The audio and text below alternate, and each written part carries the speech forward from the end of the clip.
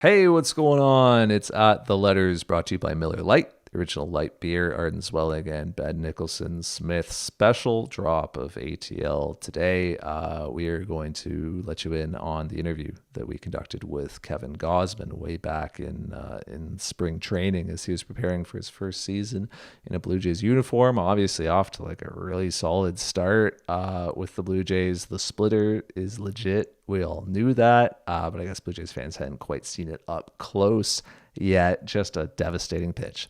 Played off of his fastball. A little bit of a sneaky changeup from Kevin Gausman as well. Don't sleep on the changeup that really rounds out his repertoire and stops him from being just purely a two-pitch pitcher. But he's that's the bread and butter. Fastball and splitter, obviously. And we talked to him about that in Florida, talked to him about the importance of those two pitches.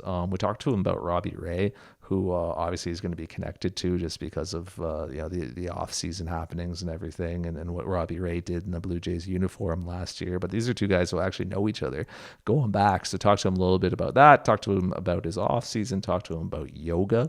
Talk to him about a lot of stuff. Kevin Gausman, just like an interesting dude and happy to elaborate what he's been through in his life and his career. It's a very interesting journey that he's had through MLB. So that's what you're going to hear here today on At the Letters. And without any further ado, here is our interview from spring training with Kevin Gausman.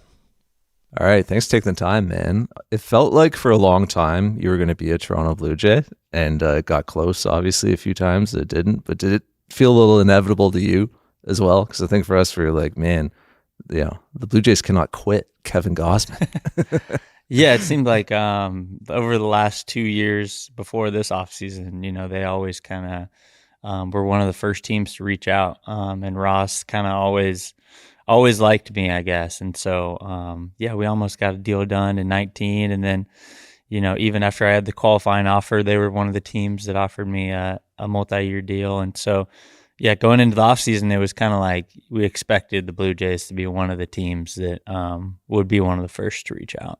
How well do you get to know, like in that situation, other GMs? Because you've been around the league for a long time, 10 years since you've been drafted now. So you'd have a familiarity at least with some of them, and you know some even better. But if a GM is kind of pursuing you, how well do you get to know that front office in the course of those discussions?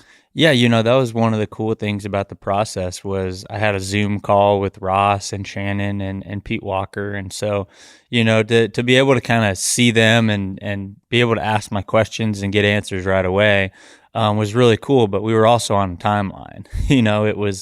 I think it was about 5 days until the deadline when we first kind of had some serious talks with teams. And so it was like, hey, we need to get on a Zoom call. And me and my wife were actually on vacation. And so she still, to this day, is like, the one vacation we have a year was all about you, of course, And so, she still gets a little mad and bitter about that. But, it was nice to be able to just kind of, like I said, ask questions and have the instant feedback and be able to kind of bounce ideas off of each other of what to expect. Where were you guys at? We went to this, it's a wellness resort. Nice. Pretty much just like we did like silk yoga. You hang in like a silk yoga. Was meant to be for relaxation, but my phone was just going crazy, and it seemed like we had phone call after phone call. And so, that's where my wife was kind of like, all right, we take one trip a year. And of course, this is the trip we decided to take right when this deadline came out, because before we didn't know about this deadline. And so it just happened that it worked out that way. So people won't know we're actually in the Blue Jays yoga studio right now. Are you using this space pretty regularly? I haven't yet. I didn't even know. I mean, there's so many rooms in here that it's like you can walk past the room and it's like, oh, I didn't know we had that. Yeah. And so there's just so much cool stuff here, like this room. Multiple big meeting rooms that we have. But yeah, you can get lost around here pretty easily. But you are a yoga guy then, I take it, right? Yeah, I like doing yoga. I'm kind of more of a Pilates in the off season, like twice a week. But yeah, I'm a loose guy. I got to be stretching a lot. And so that's kind of where it's, knowing yourself. I'm not a guy that's, in there squatting 500 pounds. I wish I could, but that's just not my game, So as we record this now, it's spring training. So obviously preparing for the season, and you've had the chance to get to know this facility, your teammates, the coaches, the front office. What are those kind of first impressions of being a Toronto Blue Jay? Yeah, it's been great. More than anything, you notice the people. The people here really want to give you whatever you need to be the best player you can be. And so from the training staff to Ross to really everybody that's kind of in the background, they do whatever they can to make sure you're as prepared as you can be to go out and win baseball games. And that's the cool thing, picking up a guy like Chapman while we were already here is just a huge shot of adrenaline, and the excitement when that trade went on the TV, everybody was like, where's he going? Where's he going? And then he's coming here. And it was a lot of excitement. And so, yeah, everybody's been great and super first class. And, when I did my research going into the off season, when the Blue Jays reached out, that was one thing that was a constant with every guy that I talked to was just how, you'd be amazed how many guys I talked to that, played for 10 different major league teams. And they said,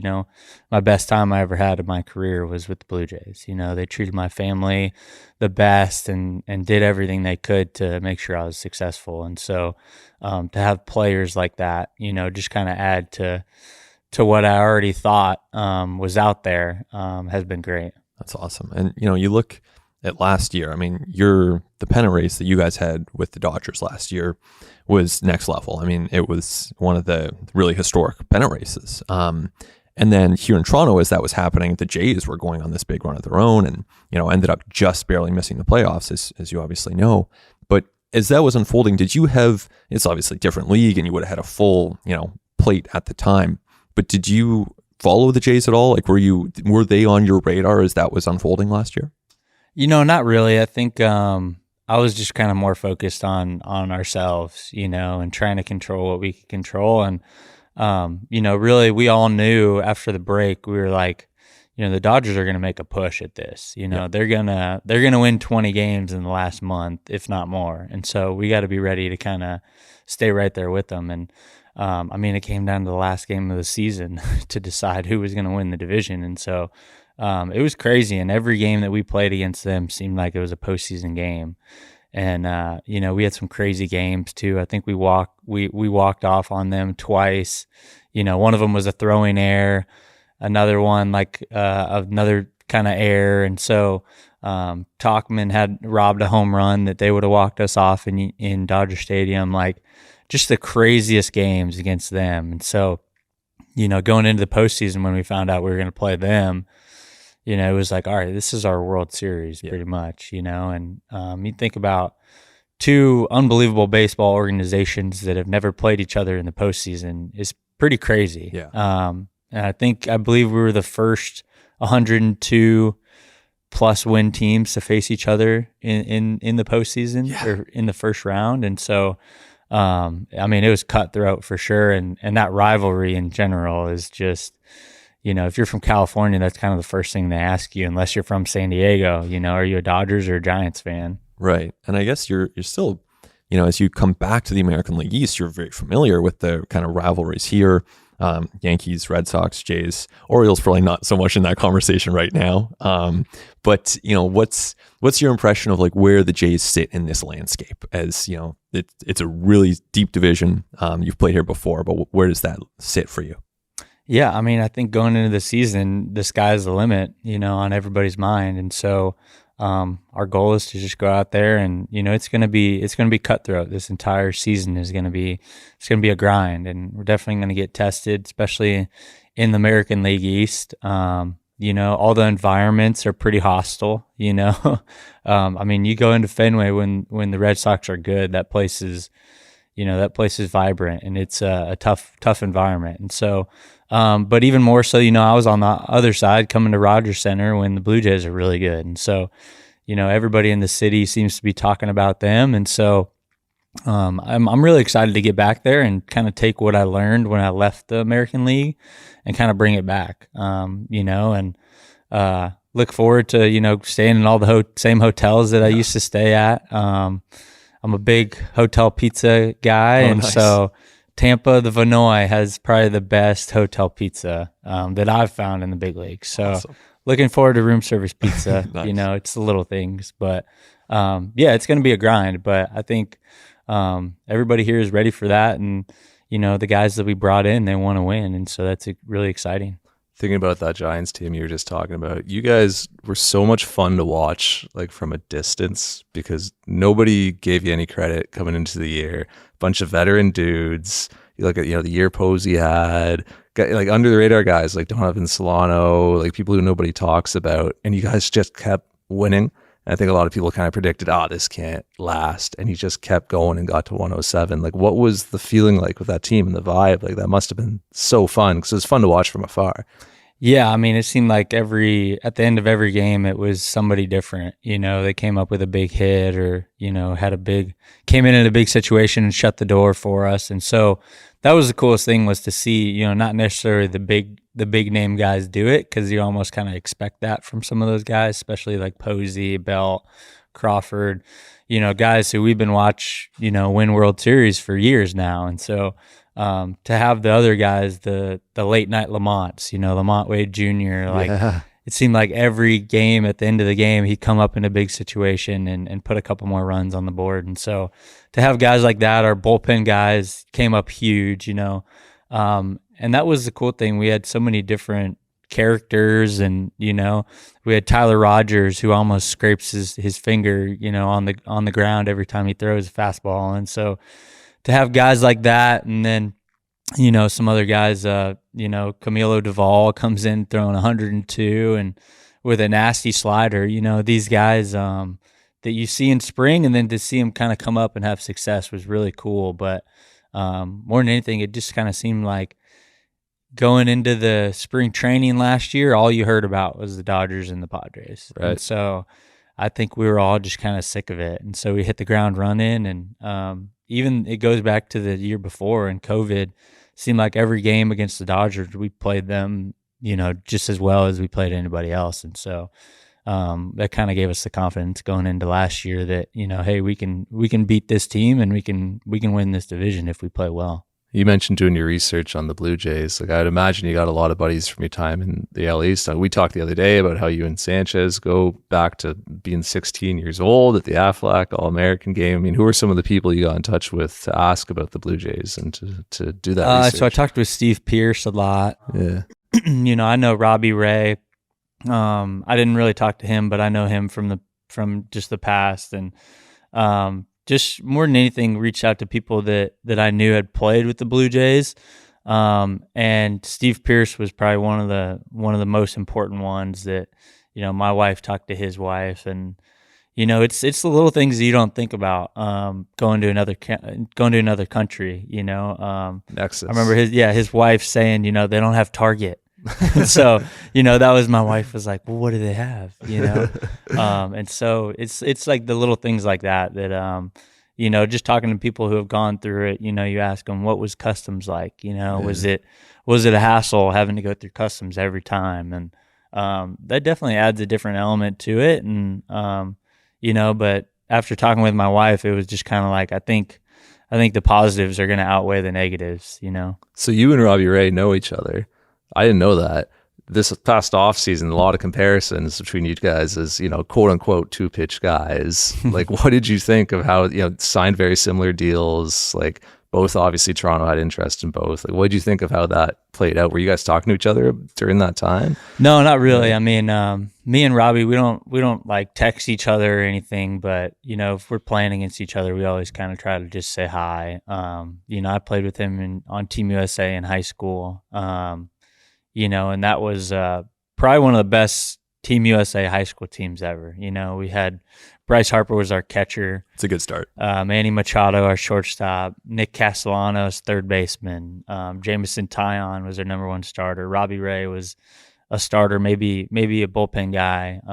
I was our closer at the time. And so it was just a ton of guys who, you know, now have obviously had great careers. So it's really cool to kind of sit back and see that. That's really cool.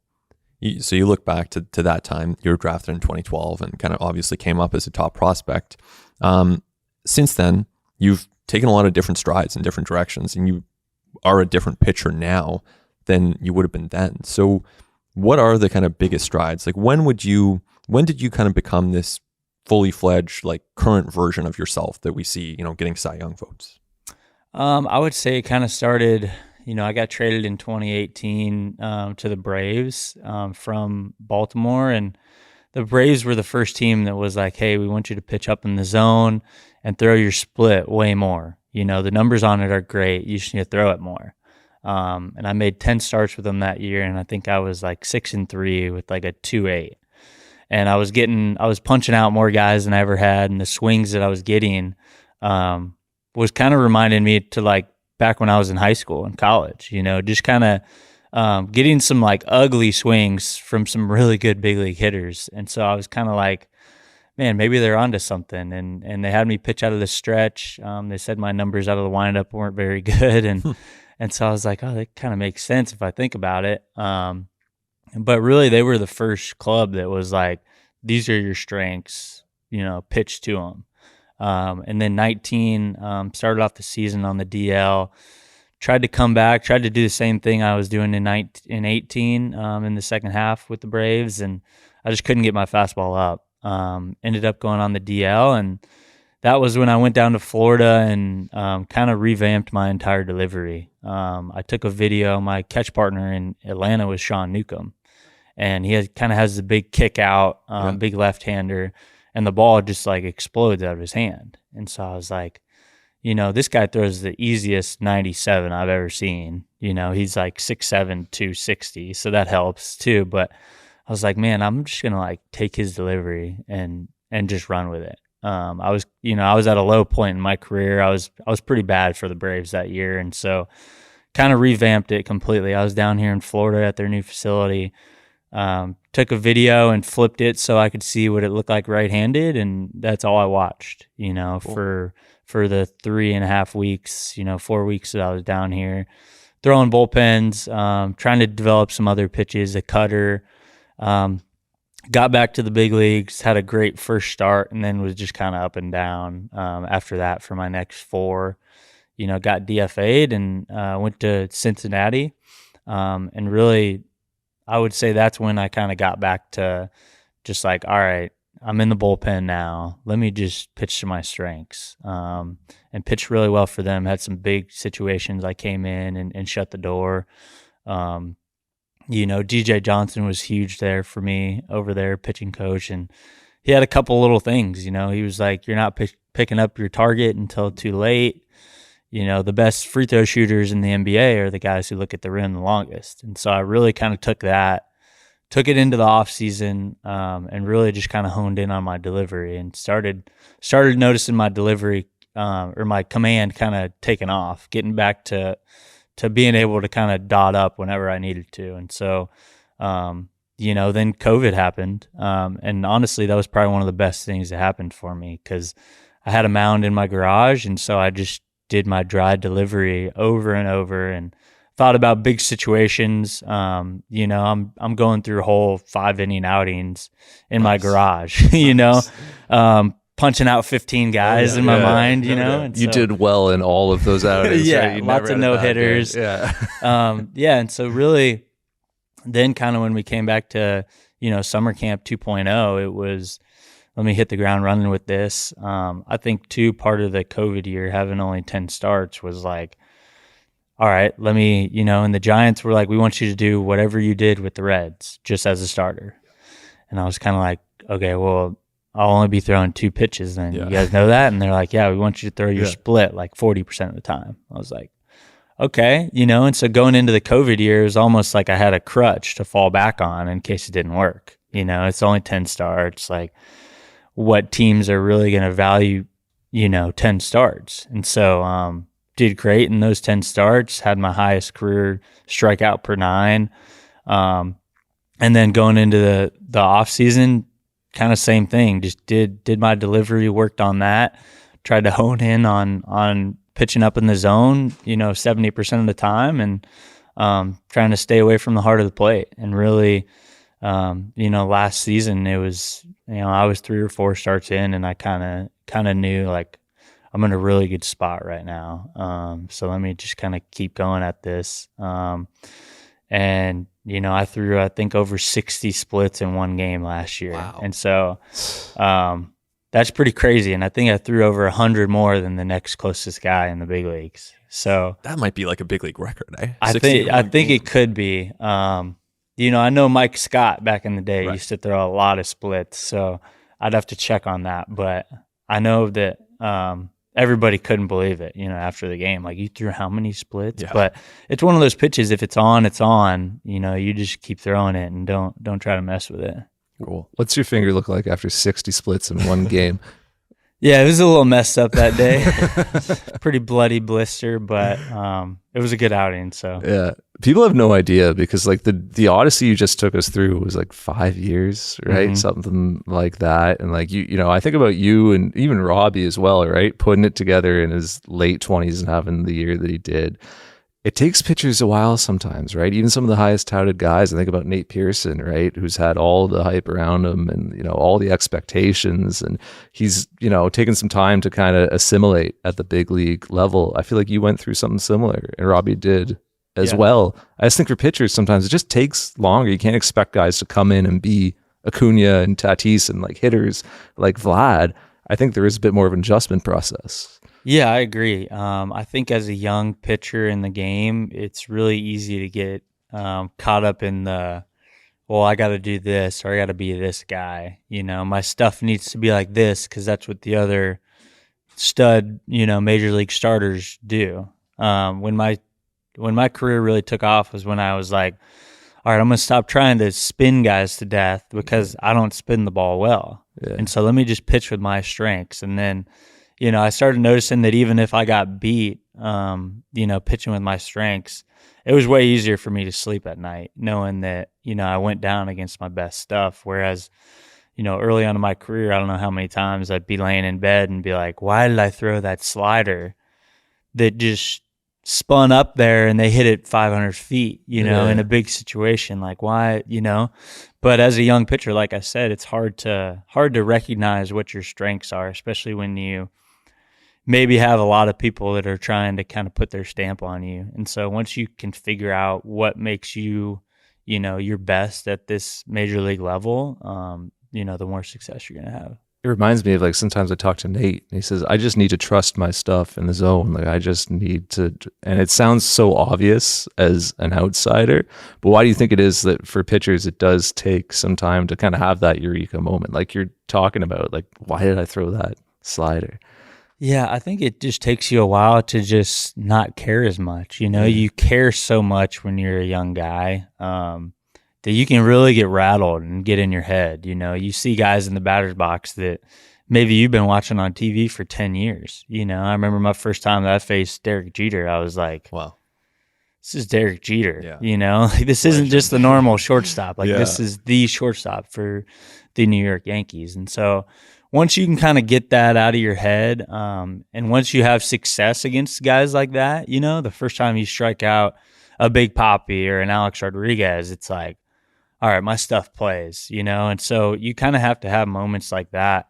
But, you know, it's like anything. The more you do it, the more you're going to get better at it. And so it's hard to expect some of these kids that are 22, 23 to kind of have their stuff figured out, you know, arsenal, I mean, stuff-wise, when they still don't even know who they are. You know, they're 22 years old. They're still trying to figure out life. And so it just kind of takes, you know, everybody's on their own timeline. It would almost be easier if like you're a pitcher coming up and you just never watch baseball, because then it's like, you know, you're not like intimidated by David Ortiz, because like, you know, for someone like me or Arden, we watch baseball all the time. So of course you have an appreciation for those guys like Derek Jeter, and even hearing you say that, that's cool that you overlapped with him and you were able to strike him out. But did you watch a lot of baseball growing up? Oh yeah, I watched a ton of baseball. That was kind of me and my dad's thing. Just any game that was on, we were watching it, and would usually fall asleep by the third inning and wake up, you know, prime time, 7th or 8th inning, you know, crunch time, and watch the end of the game. And so lots of Rockies games back in the day. Right.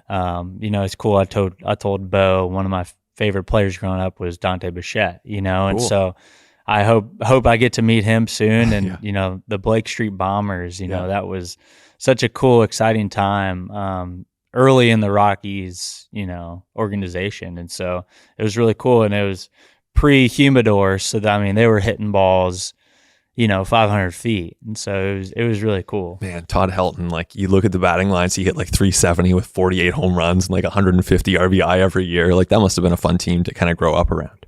Oh yeah. I mean, I still, when I look down the right field line, from the visiting dugout, like all I see is Helton hitting balls in the third deck, you know? And they were just like, there was so much exciting players that, were there. You know, I got a chance to play with Ubaldo Jimenez. And when I was in high school, he was like, you know, can't miss television. Yeah. So any games that we went to, the Rockies really weren't that good. I mean, they made it to the World Series one year when he was there. But like those were the only games I would go to was when Ubaldo was starting. Yeah. Just because he's throwing 100 with a 93-mile-an-hour split, you know, and I think at the All-Star break one year, he was like 14-0. And so, I mean, he was just so dominant. To see a guy like that was really cool. Who are your favorite pitchers to watch? You mentioned a few of them, Ubaldo, Sean Newcomb, even you obviously took some stuff from.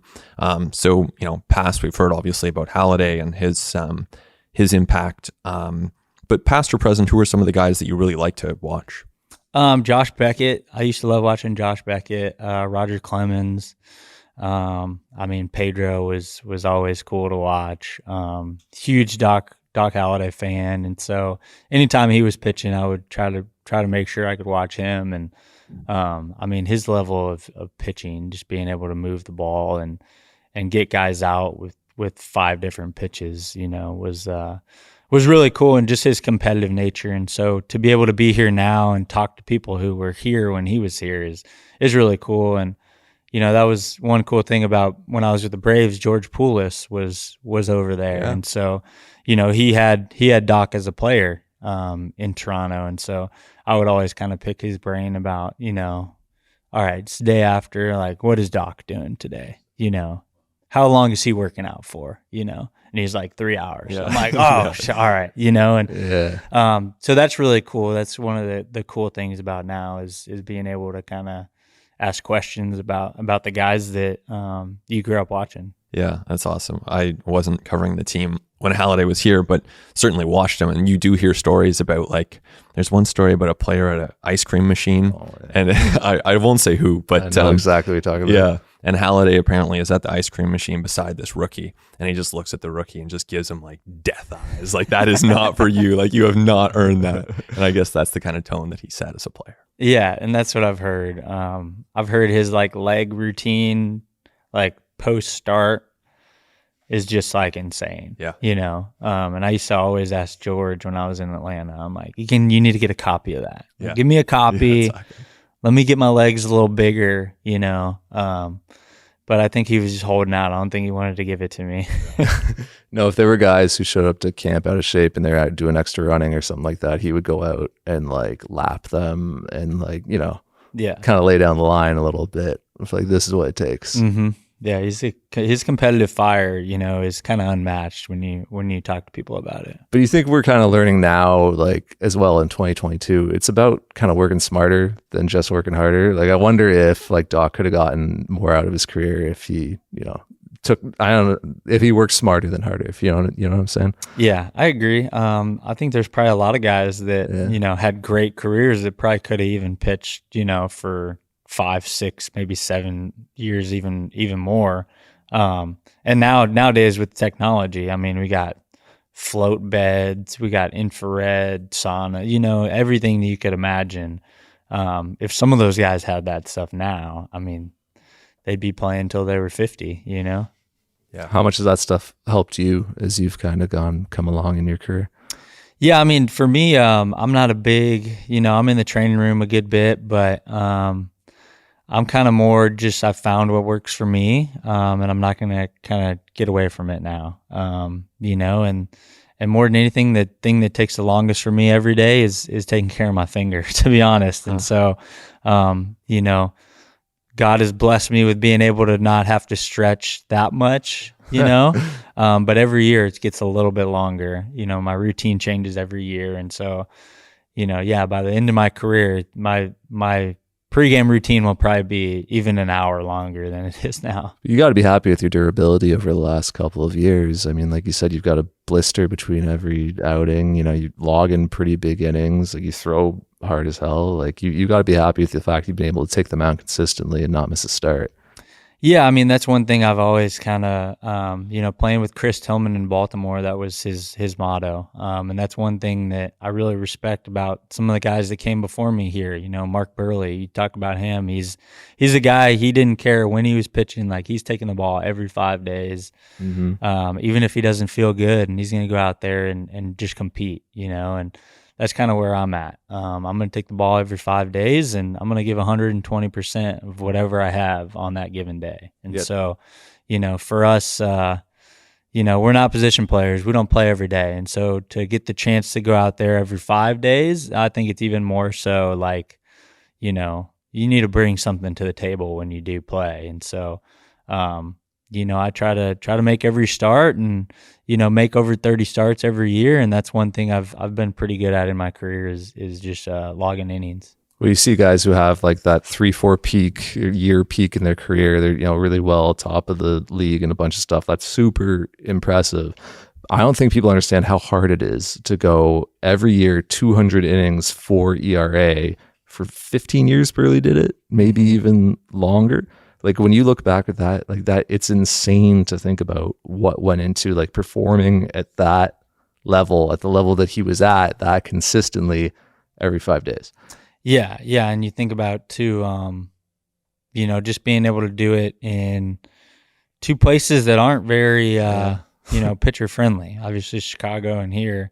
From what you hear about him is just his competitive nature, just like Doc. They say he wanted the ball.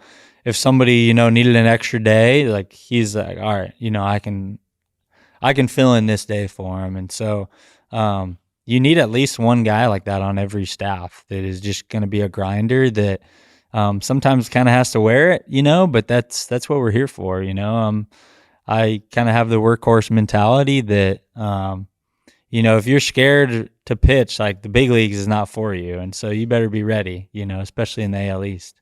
Last one from me here. I'm looking ahead here at the return of fans to Toronto and your kind of debut. For you, what are you most looking forward to about taking the mound at Rogers Center for the first time in a Blue Jays uniform? I'm just looking forward to being on the other side. I know how passionate they are on the visiting side. And so, looking forward to having them cheer for me, not against me. And so, that's one cool thing. Like I said, Toronto, when the Blue Jays are good, the city is just buzzing, and they know who's pitching that day. They know what's at stake. They know when it's a big series. And so, when I was there for the wild card game in 2016, that was unfortunate that it happened to us the way that it did. But man, that place just erupted, and the energy in that building, really every single pitch, there was just so much weight on every pitch that night. I just remember my head hurting the next day, and I wasn't even pitching. I pitched the day before. And so I'm just sitting there. And so I'm really looking forward to being on the good side now. Yeah. We were just talking about you, Baldo, weren't we? That's right. Yeah. Do you like pitching at Rogers Center? Like you said, it's not the friendliest environment for pitchers. Do you enjoy it? Yeah, I like it. I've never, I made my debut there, and so it's always kind of had a little special place in my heart. When I made my debut, I think it was on a Wednesday, and there was only like 10,000 fans there. So I'm definitely looking forward to, I've pitched there when there's been 40,000 plus, and so, I have a feeling the opening weekend is going to be pretty crazy, and so I'm looking forward to kind of feeling that atmosphere, feeling the environment, and just kind of feeding off that. Yeah, it's going to be electric, man. We cannot wait. Wish you the best of luck this year. Yeah, thank you, guys. Thanks, Kevin. Yeah. All right. Thanks to Kevin Gausman for sharing so much insight with us when we sat down with him there at the Blue Jays Player Development Complex in Dunedin. A lot of interesting stuff there, which is no surprise. Kevin Gausman, like, if I've learned one thing about him so far in my brief time covering him, it's that he looks at the game in a different way. He's a very self-assured guy. He's had quite a journey to get to where he's at. now as a veteran in this league and like as a frontline starter for a couple years now. And he's got, a lot of insight to offer. And so it's been great having him around the Blue Jays and getting to learn from him. And, I think fans got a glimpse into that with the interview that we had with him down there in Dunedin. So thanks to him. Got to thank Amol Delic and Nick Andrade for all their work on the ground in Dunedin, helping put together the audio and video elements of this podcast. And thanks as always to Christian Ryan, our regular producer throughout the year here on At the Letters. And thanks to you for listening. Hope you enjoyed this episode. We're going to be back next week. For Ben, I'm Arden. This has been At the Letters.